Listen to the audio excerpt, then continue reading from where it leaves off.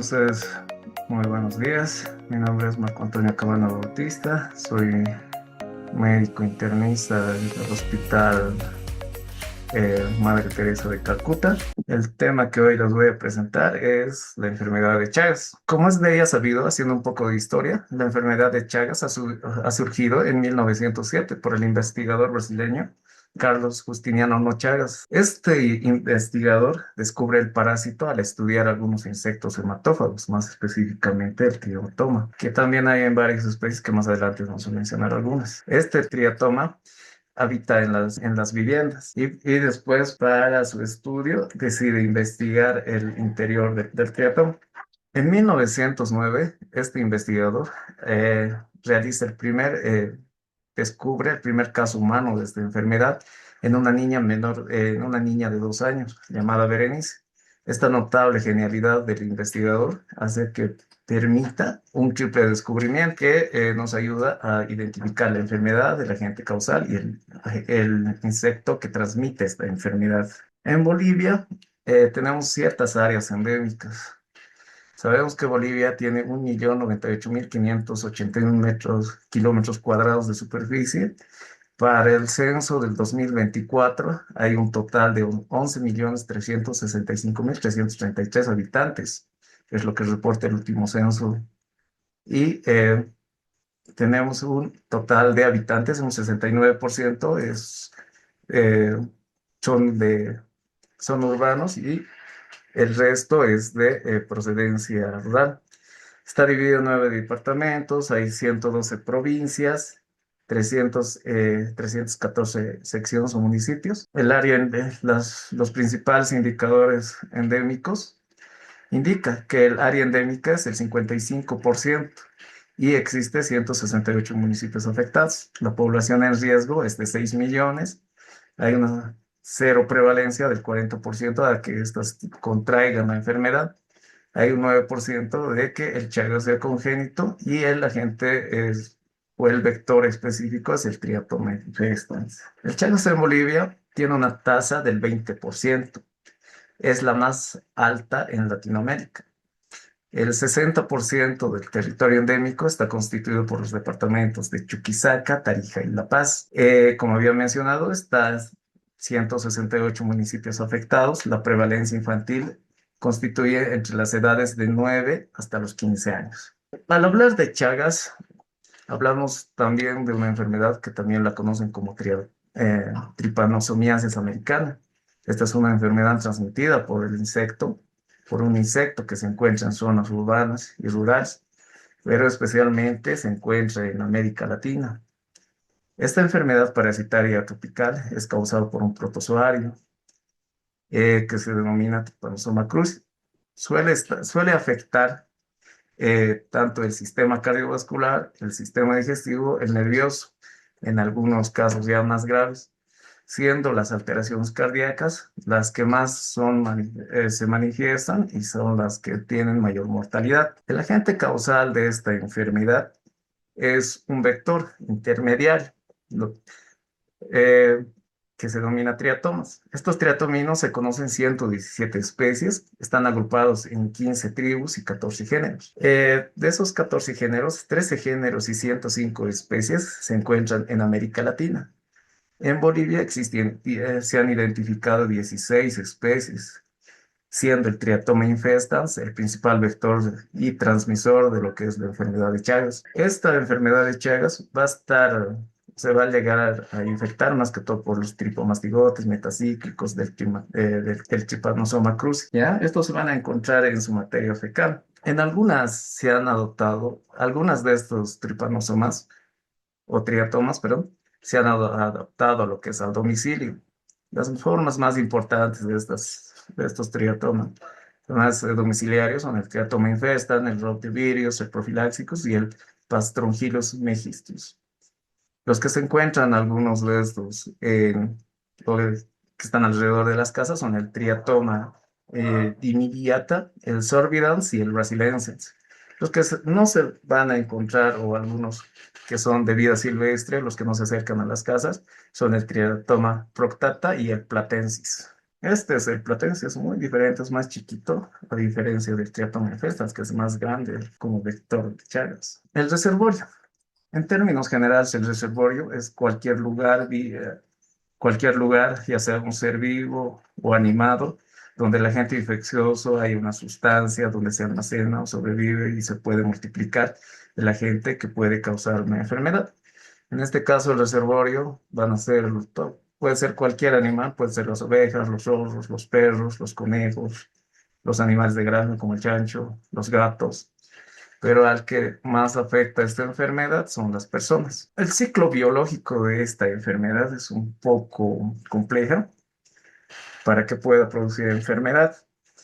Si vamos empezando de aquí, tenemos que la ingestión por el triatomino, o llamado también vinchuca, este insecto se alimenta de la sangre que contiene algunos tripomastigotes. La forma de este parásito circula en la sangre y al circular por la sangre, al circular por la sangre, esta etapa donde los epimastigotes se van a encontrar en el intestino medio de lo que es el triatomino. Después se van a multiplicar en el intestino medio. Luego van a pasar a una transformación en forma de tripomastigotes metacíclicos. Esta forma hace que ya el vector ya tenga formas infectantes. Esta forma puede infectar ya a los huéspedes. Estos parásitos a la vez van a ingresar por la piel al modo de rascarse, como está en esta imagen.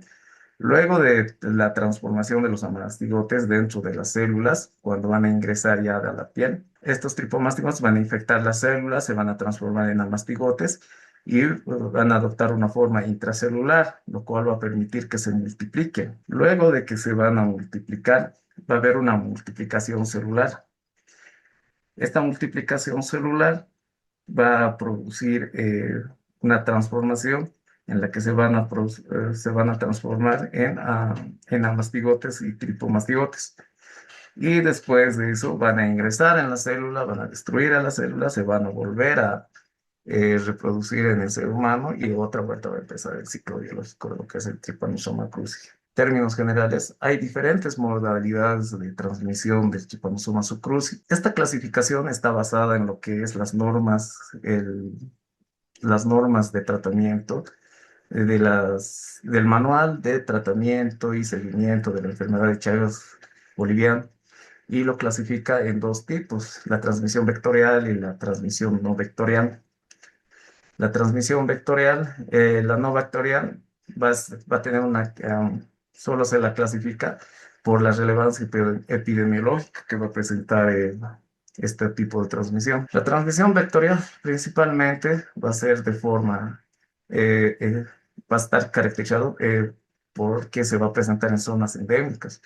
Va a ocurrir cuando un triatomino infestado defeca sobre el sitio de succión durante ahí para alimentarse. El parásito luego se va a diseminar en el hospedero a través del torrente sanguíneo y posteriormente se van a transformar en tripomastigotes metacíclicos. Estos se van a encontrar presentes en las heces del triatomino, van a penetrar la piel y mucosas y van a facilitar lo que es el proceso, van a ingresar por el proceso de rascado. La transmisión no vectorial, existen varias. Las más principales son por la transmisión por transfusiones sanguíneas, que antes se hacía de forma indiscriminada, pero ahora ya se ha ido controlando todo eso y ha ido disminuyendo también esa forma de transmisión. Luego tenemos la transmisión congénita, que también ha ido en disminución. Luego tenemos otras formas que son que puede ocurrir en los laboratorios de forma accidental, en algunos trasplantes, en la transmisión oral. La transmisión oral se presenta en aquellas épocas donde hay el exceso o ya se convierten en endemias.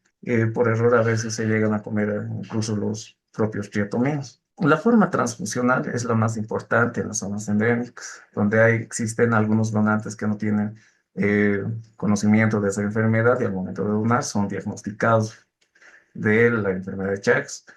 En, en otros países o en varios países, generalmente la enfermedad donde ya está controlada, migran personas latinas realizar ser donantes de sangre, entonces vuelven a infectarse. El Trypanosoma cruzi puede permanecer vivo durante más o menos 2 semanas en la sangre guardada en la heladera. En los paquetes globulares que son contaminados puede estar 2 semanas en las heladeras y puede todavía seguir vivo el Trypanosoma cruzi. La transmisión congénita es la que más llama la atención en todos los países de Latinoamérica, y no solo de Latinoamérica, sino en parte de Europa. ¿Qué es lo que va a pasar? Hay el pasaje del parásito al feto por la vía placentaria. Aunque es menos prevalente que la transmisión vectorial, pero representa un riesgo importante, especialmente para las zonas endémicas. Esta tasa de transmisión varía según la región y puede llegar hasta un 10% de transmisión.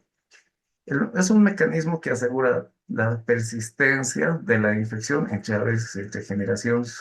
Si se sigue transmitiendo de forma congénita, entonces asegura que siga pasando la enfermedad entre generaciones. Otras formas de transfusión, digo, de transmisión, como les había comentado, son los accidentes de laboratorio, al realizar a veces un trasplante de órganos, la ingesta oral que se da en brotes epidemiológicos, las formas que suelen considerarse causales y tienen menor importancia epidemiológica se encuentran a veces por la contaminación de algunos alimentos. Dentro de lo que es los periodos evolutivos de la enfermedad, los vamos a clasificar de acuerdo al periodo de incubación.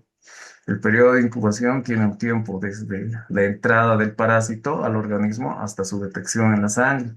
Generalmente dura entre 4 a 12 días, puede prolongarse incluso hasta 40 días en infección post-transfusional.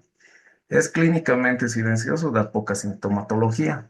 Posterior al periodo de incubación viene la fase aguda, luego la fase crónica que puede dividirse en dos, la fase crónica indeterminada latente y la fase crónica sintomática. Ahora vamos a ver cada uno de estos. La fase aguda generalmente se va a presentar en la mayor casuística, entre la fase aguda se va a manifestar en la primera década de la vida, más o menos entre las edades de 1 a 5 años.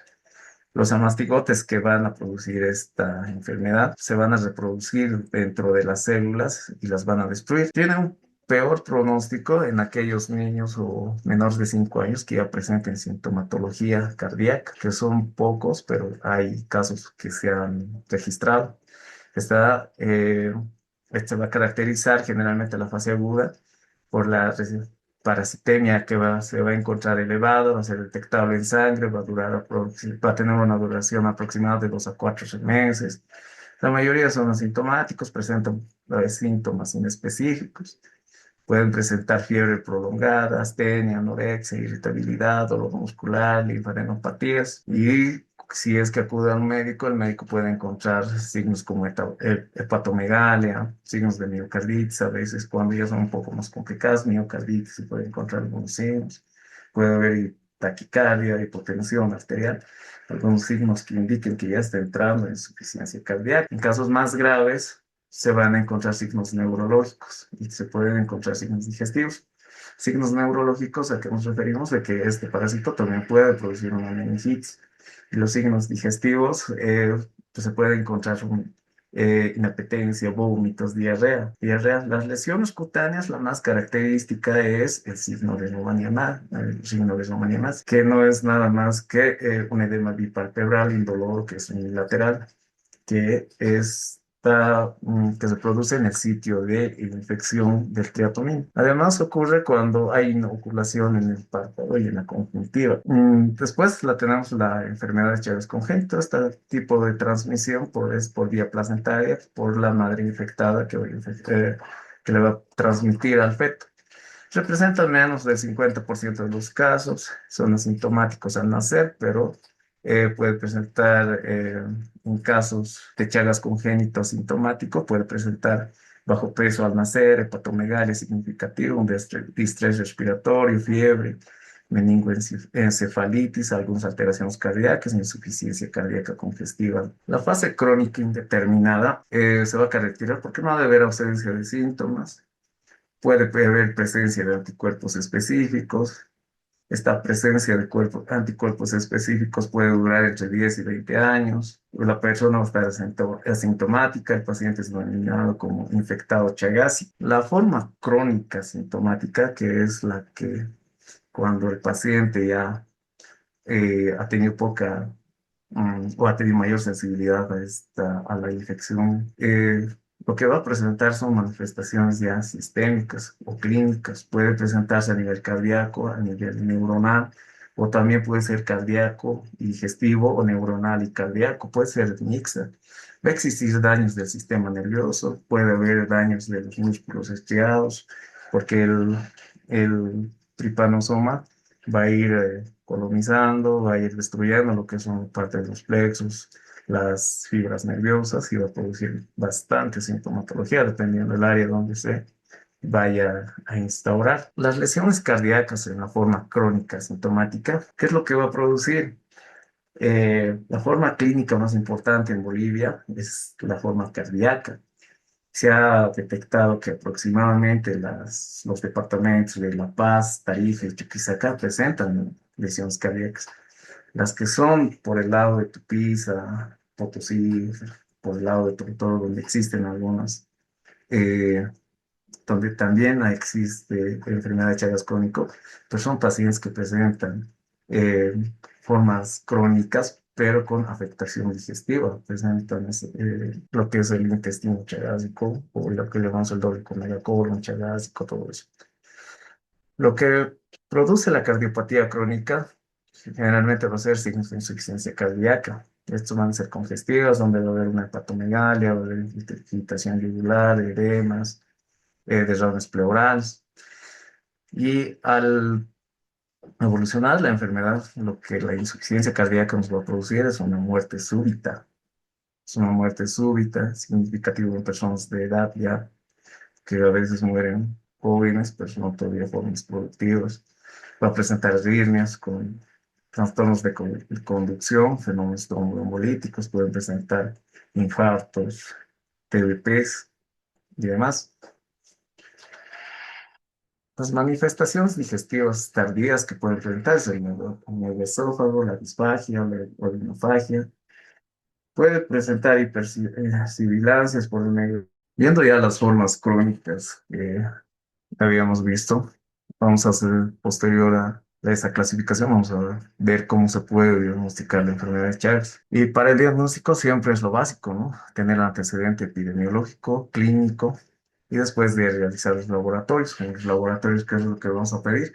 Los tests parasitológicos, en los que vamos a podemos pedir tests parasitológicos directos, que son la gota gruesa, el flujo sanguíneo, el stroke de triple centrifugación, los indirectos, que es el PCR, el semodiagnóstico. El IFI sabemos que es la inmunofluorescencia directa, la fijación del complemento, el HAI que podemos realizar, el ELISA, la inmunocromatografía. Los métodos de diagnóstico en la fase aguda que podemos utilizar son la gota gruesa, el frotis fino de sangre que tiene un 60, un 70% de sensibilidad, el microhematocrito, que que se denomina STRO, que es nos da un 90-100% de sensibilidad, y el PCR, que es un 98% de sensibilidad.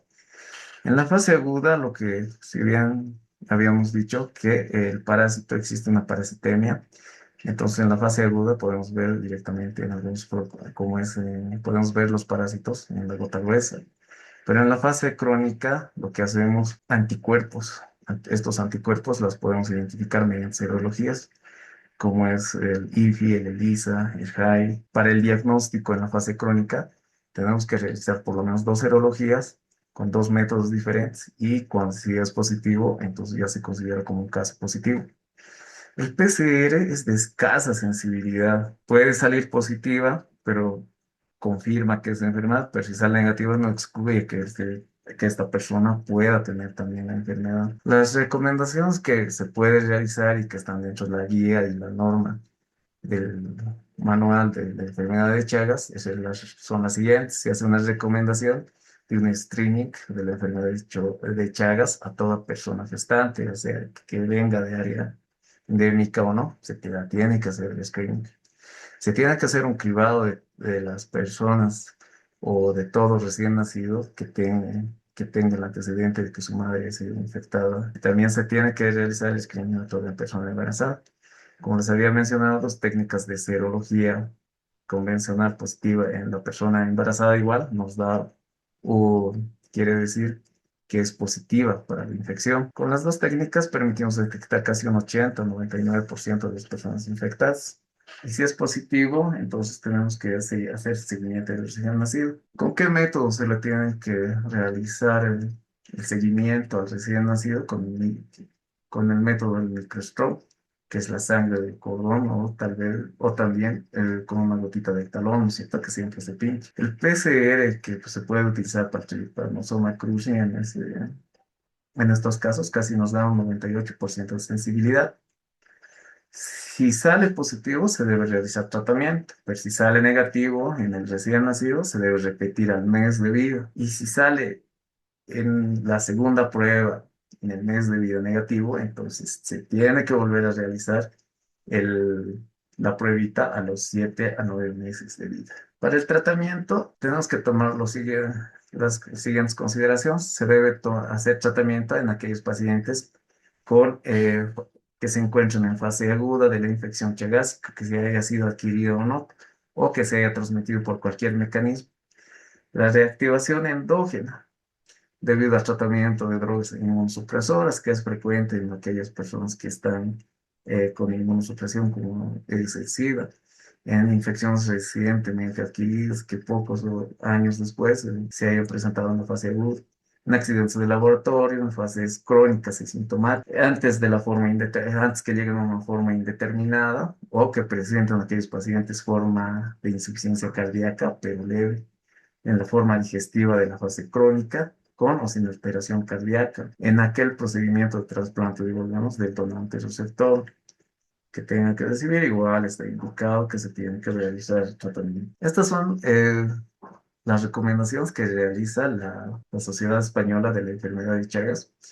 Son las recomendaciones que realizan para realizar tratamiento en aquellos pacientes donde lo más importante es esta parte. Por lo general se debe ofrecer tratamiento a aquellas mujeres en edad fértil que han sido positivas, tienen un grado de recomendación 3B. En aquellos adultos que se encuentran entre la edad de 19 a 50 años y que tengan forma indeterminada o que presenten alguna forma de cardiopatía leve o moderada, está indicado el tratamiento también. En algunos casos se ha reportado incluso que tienen una confiabilidad en un grado C2, que quiere decir que ya está, que erradica la enfermedad y hay casi remisión de la cardiopatía. En aquellos pacientes sin tratamiento inminente con inmunosupresores, que tengan SIDA, en ellos también está recomendado, tiene un grado de recomendación 2B, que es alto, que sí ayuda a este tipo de infección. Y se debe tomar en cuenta en aquellas personas el tratamiento opcional en adultos mayores de 50 años, sin cardiopatía avanzada, se puede iniciar el tratamiento. Tiene un grado de recomendación C3. En aquellos pacientes con enfermedad chagásica o gastrointestinal, pero sin cardiopatía avanzada, igual se puede realizar el, el tratamiento. Se les tiene que proponer en aquellos pacientes con miocardiopatía chagásica avanzada con insuficiencia cardíaca congestiva. Ya no es tan recomendable, por eso es que tiene un grado de recomendación 3B. En el megaesófago también tiene un grado de recomendación 3D. Y nunca se debe realizar tratamiento en aquellas personas que están embarazadas y en la insuficiencia renal y en aquella insuficiencia hepática, porque los medicamentos se metabolizan a ese nivel. ¿Cómo realizamos el tratamiento? El tratamiento lo realizamos con benzimidazol, que es el de primera línea, que venían en comprimidos de 100 miligramos. La dosis es de 5 a 7,5 miligramos por kilogramo de peso día, que se puede dar cada 12 horas. ¿Qué tiempo de duración? De 30 a 60 días. Algunos efectos que pueden presentar son efectos gastrointestinales, urticaria, exantemas, y en casos más graves tenemos el síndrome de Stevens-Johnson, donde obviamente se va a suspender el medicamento, se va a aislar al paciente, se va a hacer el tratamiento y se va a hacer el seguimiento de este paciente de forma aislada, viendo que ya no se vaya a complicar. También puede presentar hepatotoxicidad, polineuropatía, granulocitosis y, como les había dicho, está contraindicado en el embarazo. El benznidazol está indicado en la norma boliviana, no está contraindicado, perdón, no está contraindicado en la lactancia materna. Pero en algunos países como son España, según la última norma que ha salido, está contraindicado. O sea, una persona que está dando de lactar no se le puede dar letrozol. El tratamiento y las tasas de curación con el letrozol casi son el 90% en forma congénita, en un 60-80% en la fase aguda y tiene poca efectividad en la fase crónica. Especialmente si es sintomática, tiene una efectividad del 10 al 20%. Otro medicamento que podemos utilizar, y siempre es de segunda línea, es el Nifurtimox, que se utiliza como segunda línea. Es un tratamiento alternativo.